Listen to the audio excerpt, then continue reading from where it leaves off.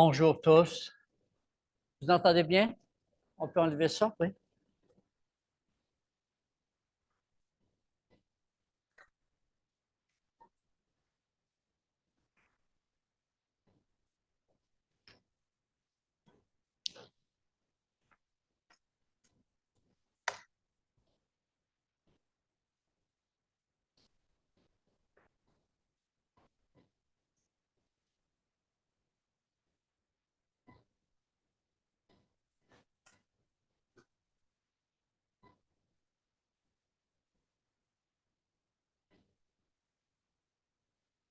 Est-ce que tu peux donner un clic dessus juste pour voir s'il va fonctionner? Je vais m'essayer de le changer, d'accord? Je vais essayer. Ça ne fonctionne pas. Hmm. Ça va être un peu compliqué là, parce que j'ai beaucoup de diapos à présenter. Je viens de mettre une batterie neuve dedans. Ah oui? Oui. Ouais, je viens de mettre une batterie neuve. On va l'essayer. Bien, bon matin, on va tout de même commencer et voir comment le Seigneur va diriger pour le restant, là. Ce matin, nous avons célébré le repas du Seigneur, hein, ordonnance que le Seigneur a prescrite à son Église. C'est la première ordonnance, finalement, que le Seigneur a donnée après le baptême, hein, parce que ceux qui acceptèrent sa parole furent baptisés et ensuite ils se sont réunis en Église. Et là, ils ont persévéré, nous dit Actes des Apôtres, chapitre 2.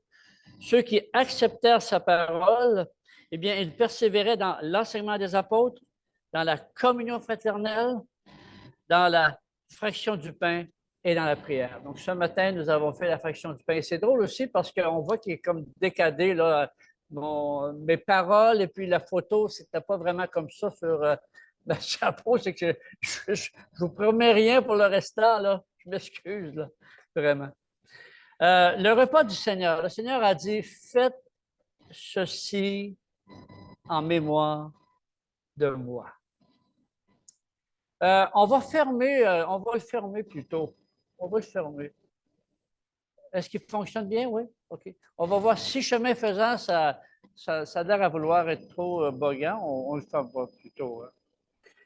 Donc, faites ceci en mémoire de moi. Le repas du Seigneur, c'est quelque chose de très précieux pour moi. C'est pas, on peut facilement tomber dans un rituel. Et le repas du Seigneur, on l'appelle le repas du Seigneur. Certains vont l'appeler la Sainte Seine ou la communion, peu importe. Mais l'apôtre Paul, lui, l'appelle le repas du Seigneur. Pourquoi c'est précieux? Pourquoi c'est important? En tout cas, après avoir connu le Seigneur comme mon sauveur personnel, après avoir été converti au Seigneur, il s'est passé quelque chose. J'ai compris ce que voulait dire avoir une communion avec Dieu et une communion les uns avec les autres.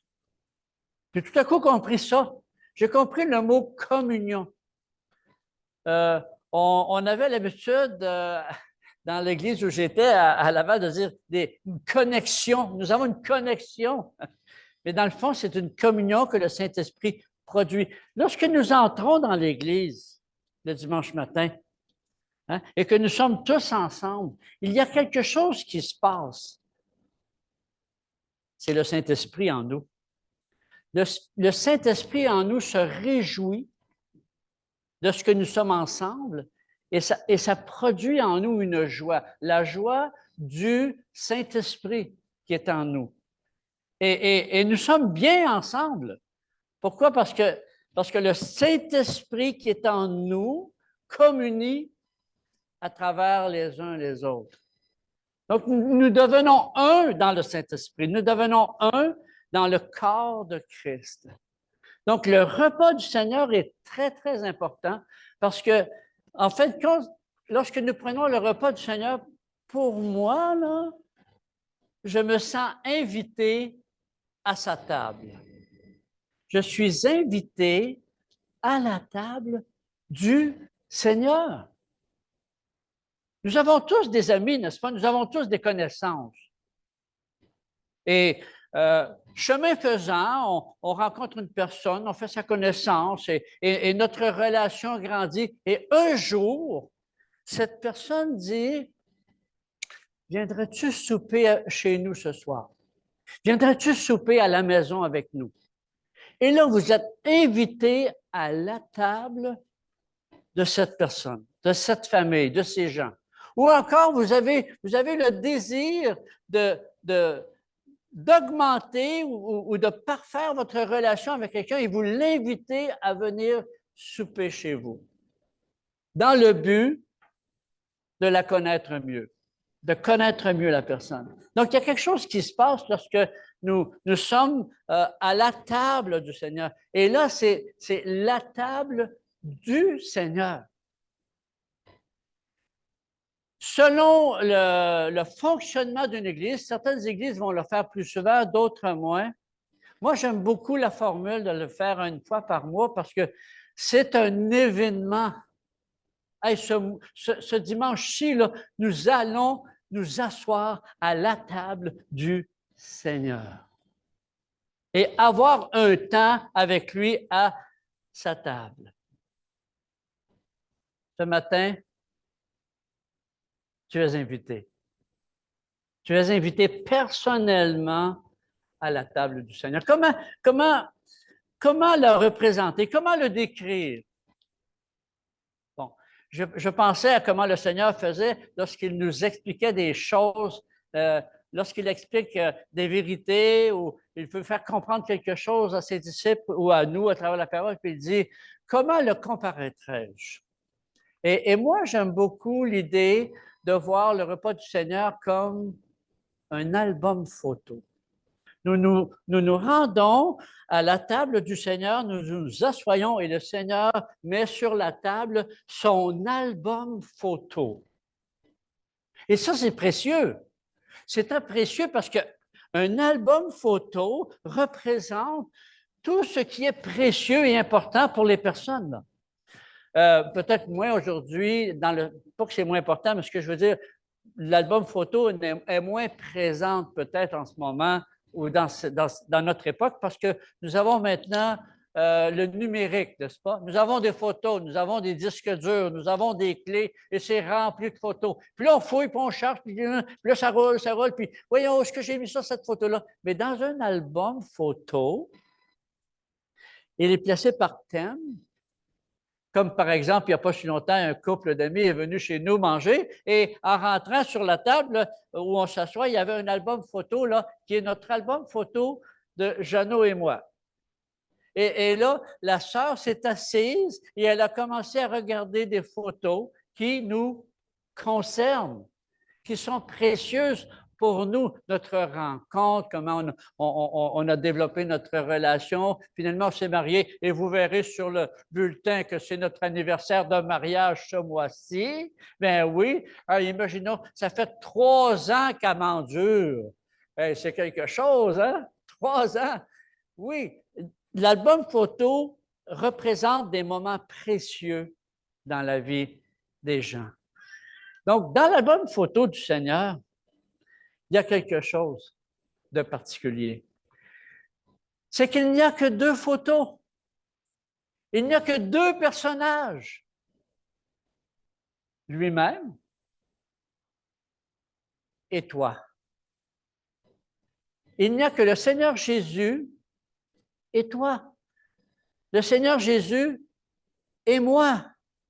Le Seigneur Jésus et nous. Mais c'est quelque chose de personnel, d'intime, de précieux, d'important parce que lorsque nous prenons le repas du Seigneur ensemble, c'est tout de même personnel et individuel. C'est chacun de nous en présence du Seigneur et avec lui. Donc, le repas du Seigneur nous fait 2 choses finalement. Ce que le repas du Seigneur fait, il nous rappelle l'œuvre du Seigneur Jésus-Christ, la croix du Seigneur Jésus-Christ, ce qu'elle représente, et aussi le repas du Seigneur, c'est un appel à nous à revenir justement à cette croix qui nous est si chère. Donc, un rappel, nous dit l'apôtre Paul, de ce que celui mis pour Christ, celui qui n'a point connu le péché, il, mis pour Dieu, l'a fait devenir péché pour nous, afin que nous devenions en lui justice de Dieu. Ce verset, mes chers amis, est tellement important. C'est le tremplin sur lequel nous nous tenons lorsque nous plongeons dans la vie chrétienne. Sans ça, il n'y a pas de vie chrétienne. Oh, on entend souvent, oh, moi j'ai accepté le Seigneur il y a 3 ans, moi j'ai accepté le Seigneur il y a 40 ans. C'est quasiment comme si on faisait une faveur au Seigneur, on l'a accepté. Hey, c'est quelque chose. Hey, le Seigneur il est chanceux, je l'ai accepté, moi. En lui. Oh, là, c'est plus pareil. C'est que lorsque nous acceptons le Seigneur, ce que nous lui disons, Seigneur, prends-moi et place-moi en toi. Je veux être sécurisé. Je veux faire partie de toi. Si je vis, dit l'apôtre Paul, si je vis, ce n'est plus moi qui vis, c'est Christ qui vit en moi. Et si vous avez suivi avec nous les mercredis, combien de fois l'apôtre Paul revient dans l'Épître aux Éphésiens disant « En lui, nous sommes régénérés. En lui, nous sommes héritiers. En lui, partout. Partout. » Et dans les Écritures, partout dans ses lettres, l'apôtre Paul nous rappelle que afin que nous devenions en lui, justice de Dieu. Donc, juste se rappeler, chers amis, que dans ce verset, bien, il y a 3 vérités qui sont méga importantes. 3 vérités qui sont fondamentales au salut. Et que sans ces vérités, bien, il n'y a point de salut. Si ces vérités ne sont pas présentes, intégrées, bien vivantes dans nos vies, il n'y a pas de salut. Et le repas du Seigneur sert justement à cela, à nous rappeler cela. Où suis-je rendu, moi, avec le Seigneur?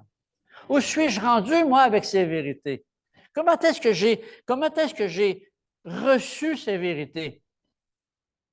Quel chemin ces vérités ont-elles fait entre ma réception et l'application?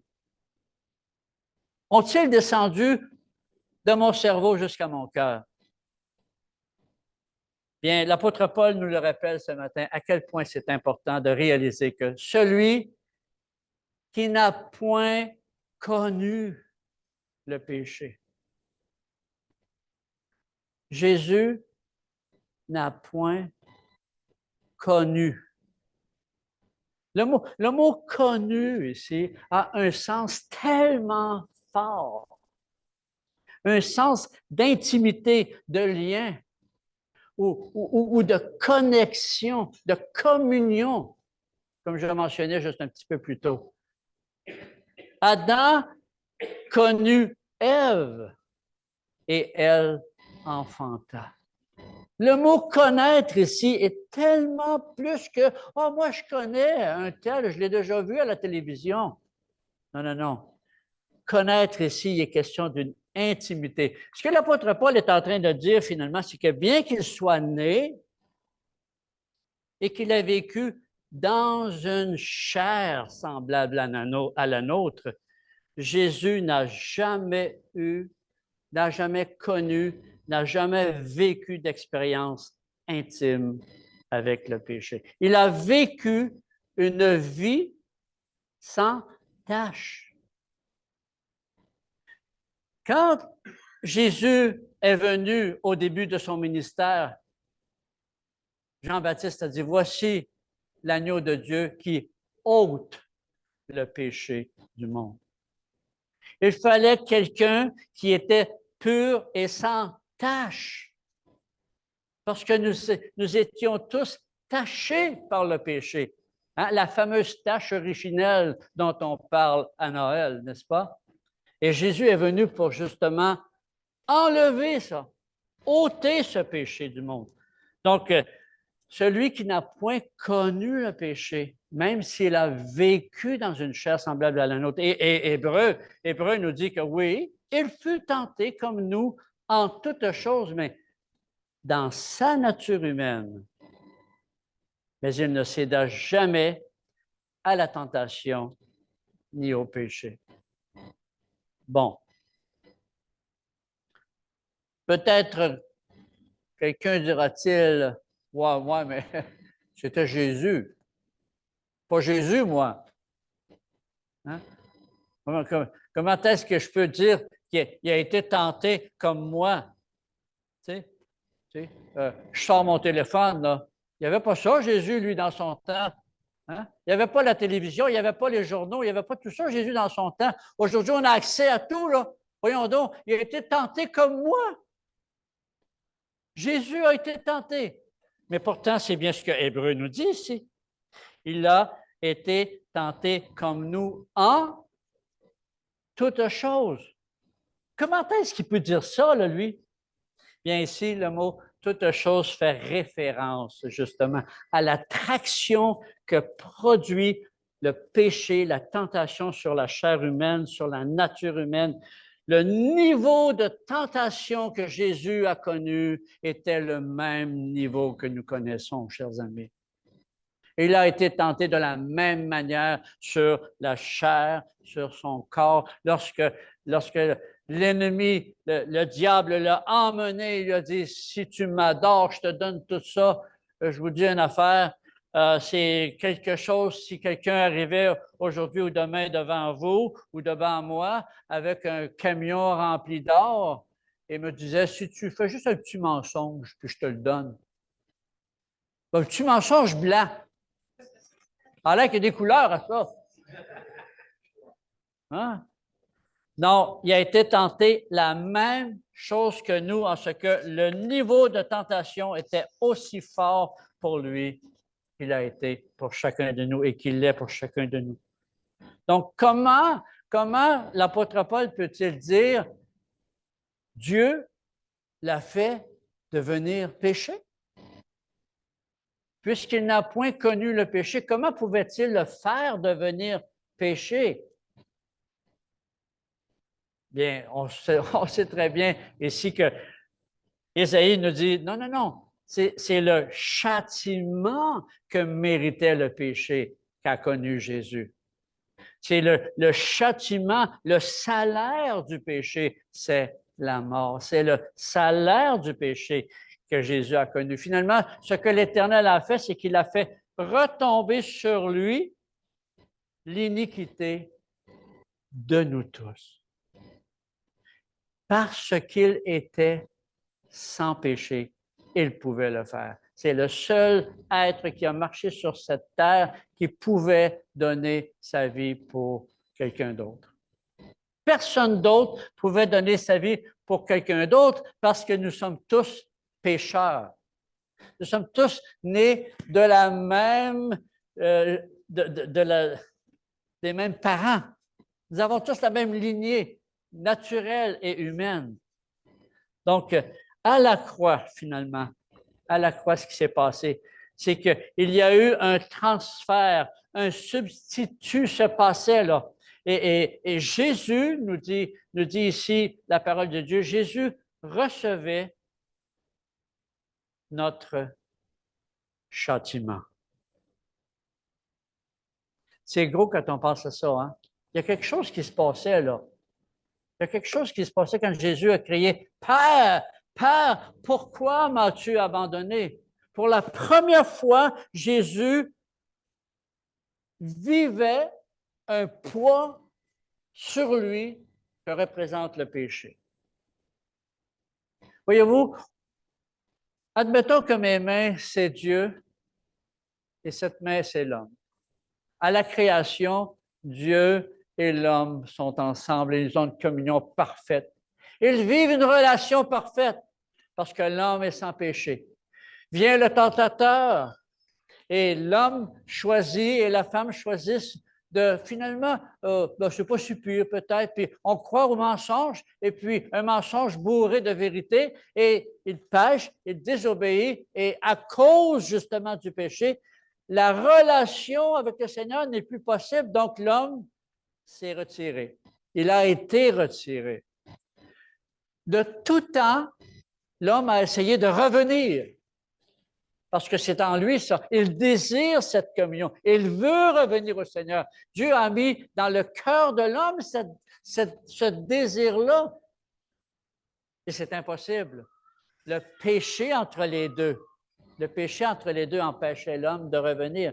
Donc, ce que Dieu a fait pour réparer ça, Dieu est venu au niveau de l'homme, mais n'a pas péché. Et là, à ce moment-là, lorsque ici nous lisons que Jésus donnait sa vie, nous dit Timothée, Jésus donnait sa vie en rançon pour nous, bien c'est ce qui se passait là, c'est justement, c'est qu'il se passait le fameux transfert. Mon châtiment tombait sur Jésus alors que sa justice m'était offerte. Il y a eu un changement de manteau, là. Il y a eu un changement de vêtements. L'homme était habillé maintenant du vêtement de justice, mais seulement par la foi. Le vêtement lui était offert maintenant. Donc, Jésus donnait sa vie en rançon pour tous. Et c'est exactement, et c'est aussi la même chose que nous dit l'apôtre Pierre lorsqu'il dit que Jésus, finalement, expiait nos péchés. Romains au chapitre 5 dit ceci qui est intéressant. C'est lui, parlant de Jésus, c'est lui que Dieu a destiné par son sang. Par son sang, à être pour ceux qui croiraient victime propitiatoire. Victime propitiatoire. Ici, l'apôtre Paul nous ramène justement à Exode chapitre 25, lorsque l'Éternel donna à Moïse ses directives concernant la construction de l'arche de l'Alliance. Le repas du Seigneur est le rappel de cette nouvelle alliance, alors qu'autrefois, il y avait l'arche de l'Alliance. Et cette arche de l'Alliance représentait la présence de Dieu. Et sans effusion de sang, nous dit la parole de Dieu, il n'y a point de pardon.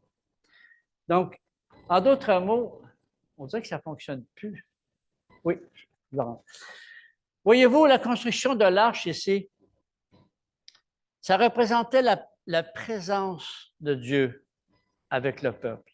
Mais il était dans un lieu à part, dans le lieu très saint, dans le saint des saints, où le grand souverain sacrificateur entrait une fois par année avec le sang d'une victime, le sang offert pour le pardon des péchés. Et le grand souverain sacrificateur entrait dans ce lieu où était le Seigneur, Dieu, sa présence était là. Peut-être juste une petite parenthèse ici pour vous dire à quel point c'était important pour le peuple. Pour ceux d'entre vous qui, vous vous rappellerez de l'histoire de David avec Bathsheba, là, et comment David, finalement, après qu'il a réalisé que Bathsheba était enceinte, voulait bypasser toute cette histoire-là, puis faire peut-être que Uri serait le père de cet enfant-là, puis il fait appeler Uri pour qu'il revienne et demande à Uri d'aller dans sa maison, alors que toute l'armée de l'Éternel est en campement, là. Et Uri refuse catégoriquement d'y aller. Et rappelez-vous le premier mot, la première raison que Uri a donnée. Comment, moi, retournerais-je dans ma maison auprès de ma femme alors que l'arche l'armée de l'Éternel. L'armée de l'Éternel campe en rase campagne, puis moi, je vais m'en aller dans ma maison, alors que l'Éternel lui-même, sa présence est avec son peuple, avec son armée. L'arche était avec l'armée. C'était très, très important pour le peuple, l'arche de l'Alliance. Et sur l'arche, le couvercle que vous voyez avec les deux anges courbés, le visage qui se prosterne, eh bien, ça s'appelle, le couvercle s'appelle le propitiatoire. Et c'est là, justement, que le, la, la tâche a fait drôle un peu. Là, c'était pas comme ça, là, mais vous comprenez que ça, c'est la tâche de sang. Le souverain sacrificateur, le grand souverain sacrificateur entrait et aspergeait sur le couvercle de l'arche le sang de la victime. Donc, c'était voyons, je dis le propitiatoire qui était là. Donc, c'était l'endroit où Dieu rencontrait son peuple, mais il y avait le sang. Le sang se tenait entre l'Éternel et le peuple. Et le peuple même était dehors et attendait à savoir, est-ce que l'Éternel va accepter l'offrande, le sacrifice? Parce que là, ils attendaient juste une chose, à savoir, le grand souverain sacrificateur va-t-il ressortir du lieu très saint? Si l'Éternel n'accepte pas cette offrande, le grand souverain sacrificateur va mourir sur place. Parce qu'on ne peut pas être dans la présence de l'Éternel comme ça, n'est-ce pas?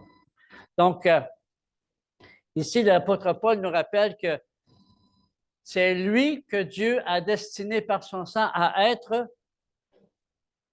pour ceux qui croiraient.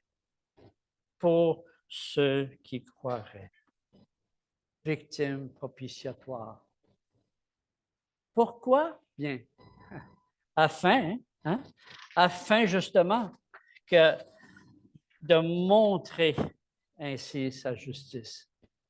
Comment l'Éternel a-t-il montré sa justice lorsque Dieu est allé sur la croix? Comment est-ce que Dieu, l'Éternel, a-t-il montré qu'il acceptait l'offrande qui lui était faite en sacrifice à la croix?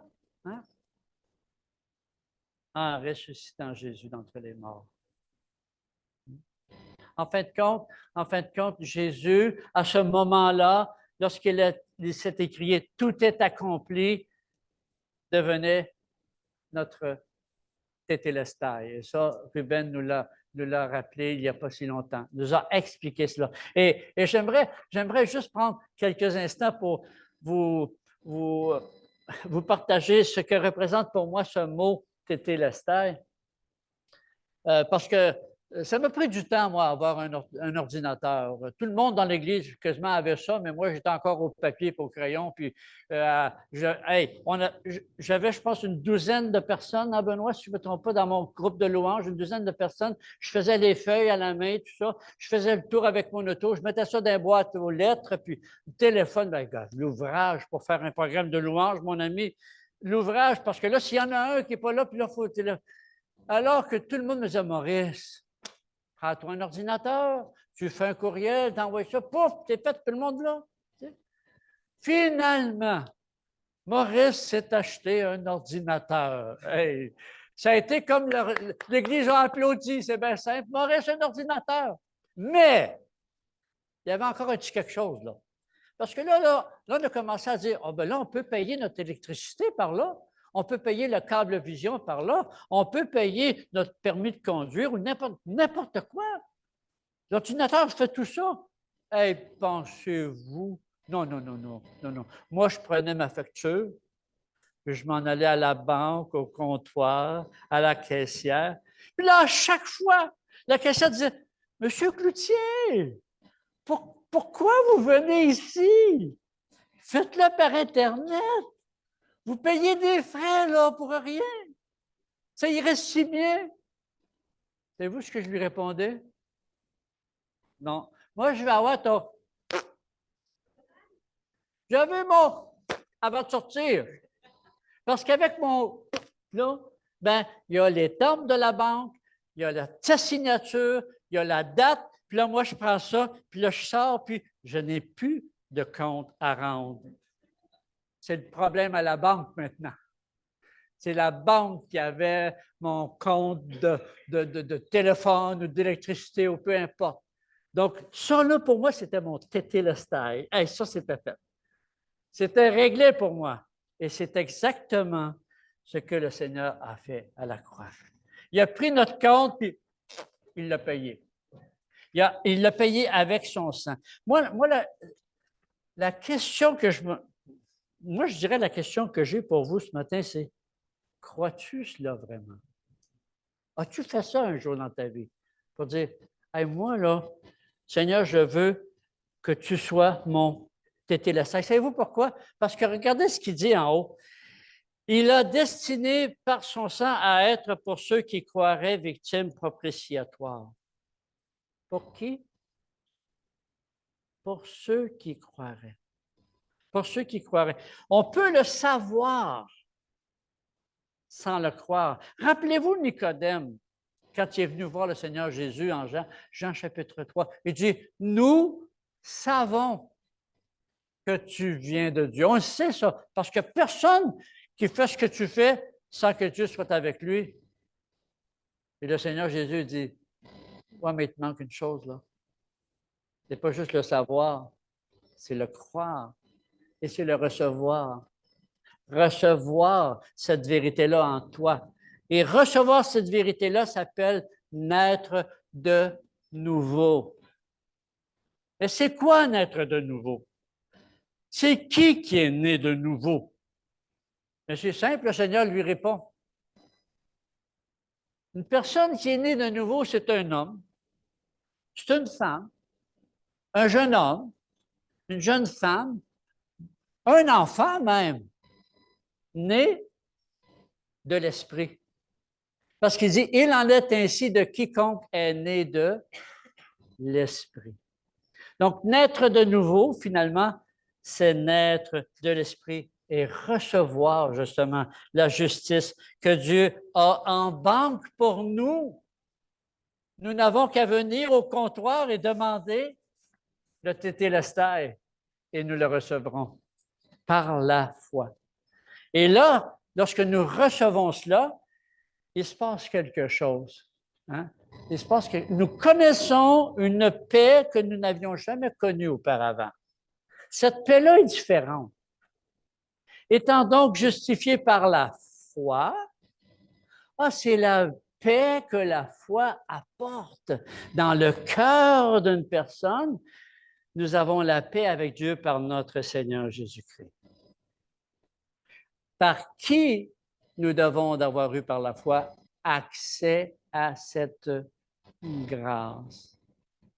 Le Seigneur Jésus-Christ vient dans le cœur d'une personne et apporte une paix telle que, on le sait, combien de fois une personne va m'avoir dit, hey, moi là, je sais dans mon cœur que je suis né de nouveau. Je sais dans mon cœur.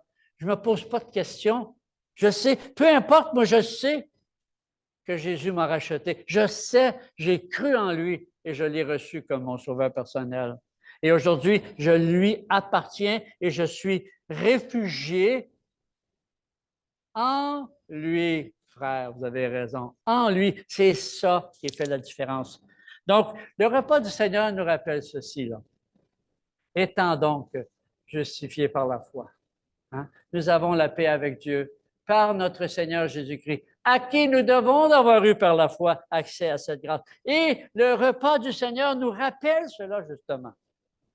Le repas du Seigneur est un rappel que nous avons été justifiés par la foi le jour où nous avons cru. Le jour où nous avons su? Non, le jour où nous avons cru. Oui. Et suivant cela, bien, l'apôtre Paul dit, après ça, bien, c'est l'appel de la croix. La croix continue à nous appeler. Et en Jésus-Christ, par Jésus-Christ. Nous sommes maintenant nous sommes appelés à vivre notre justification qui a été acquise à la croix par le Seigneur Jésus-Christ, que nous avons reçue par la foi. Maintenant, nous sommes appelés à vivre cette justification à travers la sanctification. Oui, amen, je dis amen, amen à ça, mais. C'est-tu facile? Admettons que des fois, il y a des bois morts dans le chemin, la trail est étroite, excusez l'anglicisme, là, mais le sentier, des fois, là. Bien, j'ai une bonne nouvelle. L'apôtre Paul nous dit ceci. La prédication de la croix est une folie pour ceux qui périssent, mais, je vous écoute.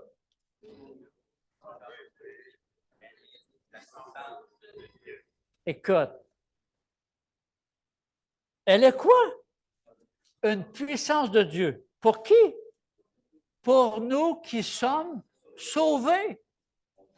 Venons et accrochons-nous à cette croix, nous qui sommes sauvés. Parce que c'est là la puissance qui se trouve. Elle se trouve à cet endroit-là, justement pour nous aider à progresser dans notre vie chrétienne et dans la sanctification. Oui, la vie chrétienne, beaucoup, ils vont dire, tu sais, l'évangile de la prospérité, là, la vie chrétienne, c'est comme un terrain de jeu, hein, c'est comme une balade. Non, je m'excuse. La vie chrétienne, là, c'est un champ de bataille, là. C'est un combat à tous les jours. Nous devons le mener, le combat, mais nous avons la victoire nécessaire pour le faire, par contre. Hein? Le combat est épuisant. L'épreuve est lourde. Parfois, nous avons besoin de puissance. Grâce soit rendue à Dieu de ce que la puissance est toujours disponible à la croix. Et le repas du Seigneur nous permet de revenir là. Et c'est un appel pour nous ce matin. Je ne sais pas ce que vous vivez, mais la Bible dit que nous sommes tous, sans exception, et attention au mot que je vais dire là, nous sommes tous en faillite. Nous sommes tous en faillite devant Dieu. Nous avons besoin de reconnaître notre pauvreté spirituelle et reconnaître que nous dépendons du Saint-Esprit et de la présence de Dieu dans nos vies, justement, pour pallier à cela. Mais, bonne nouvelle, parce que la beauté de la croix réside en sa laideur. C'est pas beau la croix quand on pense à ça. Il n'y a rien de beau là-dedans, là. C'est l'image du péché, ça. C'est la gravité du péché qui est là, là. C'est la grandeur de l'amour de Dieu. C'est à la fois beau et laid, n'est-ce pas? Hein? Voyez-vous, Dieu, là, il ne nous a pas donné une belle religion à idolâtrer. Non, il nous a donné un sauveur crucifié pour nous racheter. Un sauveur crucifié à notre place. Il ne nous a pas donné des belles œuvres à accomplir, des œuvres de justice pour présenter devant Dieu. Arriver devant lui, les mains remplies de justice humaine et de bonnes œuvres. Non, il nous a donné un sauveur qui a tout accompli pour nous. Tételestai, pour nous. Dieu était en Christ réconciliant le monde avec lui-même. Donc, il ne nous demande pas de nous purifier. Il ne nous demande pas d'essayer de nous purifier lui-même. Il nous donne son esprit pour le faire.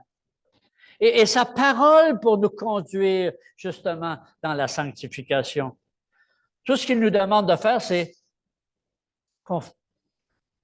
confesser notre impureté, confesser notre péché, confesser nos manquements, confesser, c'est ça que nous avons besoin de faire. Et c'est ça qui est difficile à faire. Pourquoi? Parce qu'il faut marcher sur le moi. Il faut crucifier cette chair-là. Et cette chair-là ne veut pas. Moi, j'ai tellement aimé quand Barry, il y a quelques semaines, a dit « Le péché court après nous tout le temps, il y a encore et encore. » On dirait qu'il nous tient par la queue de chemise, comme on dit, hein? Puis il nous suit partout. La tentation est toujours là. Mais le Seigneur Jésus n'est pas venu pour nous rendre meilleurs, là. Non, non. Il est venu pour nous transformer.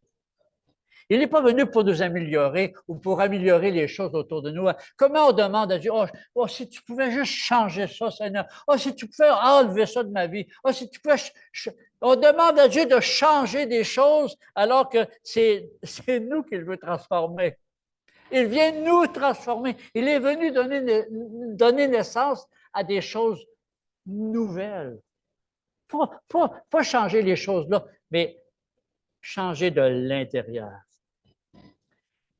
Et ça, bien, nous dit l'apôtre Paul, c'est en s'emparant de la croix, en s'emparant de l'ignoble croix même, que ça arrive. En s'emparant de l'horrible croix, tout devient nouveau. Donc, le repas du Seigneur nous rappelle que autant que c'est l'œuvre de Christ, c'est un appel pour nous à revenir encore et encore. Aujourd'hui, maintenant, reconnaître notre besoin, reconnaître notre diligence, notre indignité. Il y a un cantique qui dit, hein, Père, je reconnais mon indignité devant toi, mais grâce soit rendue à Dieu de ce que je suis couvert de son vêtement de justice. Et lorsque je me présente à Dieu, il voit entre moi et lui le sang de Christ. Il voit le sang de l'agneau. Il voit mon sauveur. Il me voit à travers lui. C'est pas merveilleux, ça? Donc, elle est une puissance de Dieu pour nous, bien-aimés, si on veut venir à lui et s'y accrocher. Accrochons-nous à cette croix. Accrochons-nous à cette croix que Dieu nous offre. Quelqu'un a dit, j'ai trouvé ça tellement bon, parce que nous sommes portés à venir à la croix les mains pleines de toutes sortes de choses, à offrir au Seigneur pour gagner quelques indulgences, quelques bénédictions, n'est-ce pas? Alors que c'est les mains vides que je m'approche et c'est à la croix que je m'accroche. La croix seule. Puis je ne peux pas m'accrocher à la croix les mains remplies de ma justice. Je ne peux pas m'accrocher à la croix mes mains remplies de mes attentes, de mes réclames, de mes demandes. Je viens simplement à la croix pour être libéré, enfin libre. Oui, j'ai été crucifié avec Christ et si je vis maintenant, ce n'est plus moi qui vis, c'est Christ qui vit en moi. Et si je vis dans la chair, dit-il, je vis dans la foi au Fils de Dieu. Donc, la vie de la foi procède de la croix. La foi appelle à la confiance, chers amis. La confiance appelle à la dépendance. On ne veut pas dépendre. Ce n'est pas dans notre nature de dépendre. Je suis capable. Je suis capable. Je me souviens plus qui a dit ça. Le premier mot, c'est-tu Jessica qui dit ça? Rosalie, je suis capable. Le tout petit enfant veut dire, je suis capable. Et pourtant, la croix nous appelle à la dépendance. Donc, la foi appelle à la confiance appelle à la dépendance appelle à l'abandon, et l'abandon appelle à l'obéissance. Et ça, c'est important, chers amis, parce que la foi, finalement, c'est rien d'autre que l'obéissance en action. Et si vous voulez un exemple, bien c'est sûr que nous pourrions prendre le Seigneur Jésus comme exemple, c'est le meilleur. Et Jacques lui a pris Élie, qui, dit-il, était un homme de la même nature que nous, mais nous avons, il n'y a pas si longtemps, regardé l'exemple d'Abraham. Abraham, vous connaissez l'histoire d'Abraham. On va couper court ici pour ne pas prolonger inutilement, mais Abraham, qui a reçu une promesse de Dieu, là.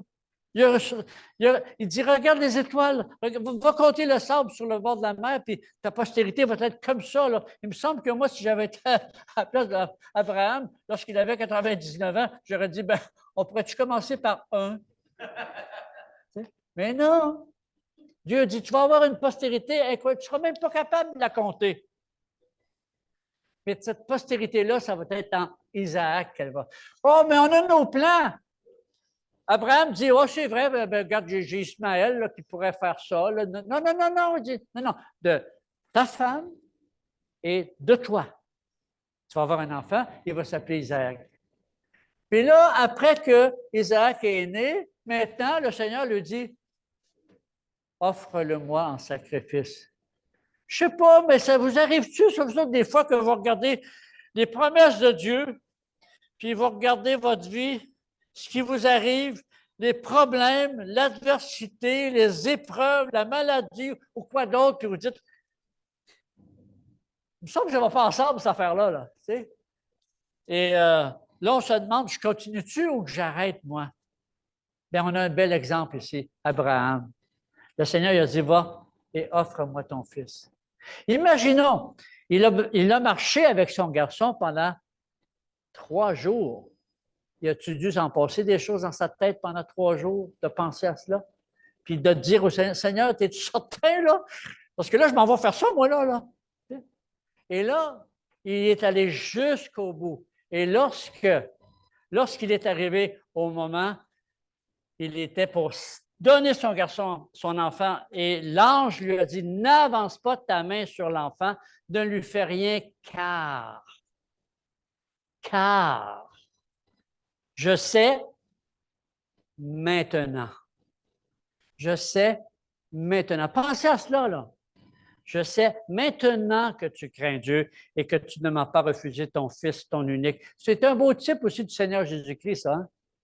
Je le jure par moi-même, dit-il, toutes les nations de la terre seront bénies et ta postérité parce que tu as obéi à ma voix. C'est la raison pour laquelle il est appelé le Père de la foi, parce qu'il a obéi à la voix du Seigneur. Et comment nous, on peut attendre, espérer et recevoir la puissance que nous promet la croix? C'est en obéissant à sa parole. Même si on regarde ça et on dit, Seigneur, il me semble que tu me demandes d'abandonner ça, mais si j'abandonne ça, comment je vais faire ici? Et puis, on calcule, nous, là, parce que nous, on vient à Dieu avec des prières, des supplications et des solutions. On vient à Dieu avec des solutions. Nous, on a nos solutions. Seigneur, si tu faisais ça, là, hey boy, que ça marcherait. Pourquoi tu ne veux pas, Seigneur? Écoute, tu veux être béni ce matin. Tu veux la puissance de la croix. Tu veux la délivrance de la croix. C'est simple. N'impose pas au Seigneur tes solutions, mais obéis simplement à sa parole. Même si sa parole peut te sembler contraire à ta logique, contraire à ta sagesse, obéis à sa parole. Obéis à sa parole. Donc, là, en conclusion, j'aimerais terminer en vous disant ceci, que le repas du Seigneur, c'est un rappel. Un rappel de la devise de la foi, finalement. La foi, c'est la confiance, la dépendance, l'abandon et l'obéissance à sa parole. Et aussi, bien sûr, un appel de vivre par la foi, c'est renoncer afin de recevoir, de perdre afin de trouver et de mourir afin de vivre. Veux-tu ça ce matin? Veux-tu ça? Hein? Bien, il y a juste une solution, il y a juste une manière. Le Seigneur t'appelle à venir à lui, les mains vides. Les mains vides. Venir vider tes mains au pied de la croix, venir vider tes réclames au pied de la croix, venir vider tes déceptions, tes injustices, tout ça, et lui dire, entre tes mains, Seigneur, j'abandonne tout cela. À la croix, je m'accroche. De la croix, je veux dépendre. Donc, je vous invite à vous lever, s'il vous plaît. Et on va faire une chose. On va le chanter a cappella. Vu qu'il est très tard, on va simplement Vous connaissez peut-être le chant, on peut le chanter a cappella. Et ce chant, moi, je n'avais pas idée de faire un appel ce matin, mais si Dieu vous appelle ce matin, si Dieu vous appelle, surtout, résistez pas, ne résistez pas et venez à lui, venez à la croix. Vous ne venez pas à un homme, vous venez au Seigneur. C'est pas la table d'un homme, c'est la table du Seigneur. C'est même pas la table du pasteur, c'est la table du Seigneur Jésus-Christ. Et il t'invite à sa croix ce matin. Donc, on va chanter ensemble. Je vais prier, on va chanter ensemble. Et pendant qu'on le chante, si tu aimerais t'avancer en avant, libre à toi, viens, fais-le. C'est entre toi et le Seigneur. Prions ensemble, s'il vous plaît. Seigneur notre Dieu, nous voulons te remercier pour ta parole, Seigneur. Nous voulons te remercier pour ton esprit qui nous conduit, qui nous guide, qui nous invite encore et encore, jour après jour, à venir et à vivre victorieux, victorieuse dans ta parole, Seigneur. Et de vivre justement cette vie abondante que tu nous promets, que tu désires nous donner, Seigneur. Ce n'est pas une vie abondante d'argent, une vie abondante de prestige, une vie abondante de quoi que ce soit d'autre. C'est une vie abondante en toi. L'amour, la joie, la paix, tout ce que ton esprit peut nous apporter, Seigneur. Donc ce matin, je viens à toi. Et entre tes mains, Seigneur, je m'abandonne. Je veux m'accrocher à ta croix. Reçois-moi, Seigneur, et je viens à toi. Amen. Et chantons ensemble. Je ne sais pas si, juste à main levée, il y en a qui connaît le chant? Bon, je vais vous le chanter. Ah, OK, il y en a une couple qui connaissent heureusement. Entre tes mains, j'abandonne tout ce que j'appelle mien. Oh, ne permets à personne, Seigneur, d'en reprendre rien. Oui, prends tout, Seigneur. Oui, prends tout, Seigneur. Entre tes mains, j'abandonne tout avec honneur. Tu connais mieux que moi-même tous les besoins de mon cœur. Et pour mon bonheur extrême, tu peux me rendre vainqueur. Oui, prends tout, Seigneur. Oui, prends tout, Seigneur.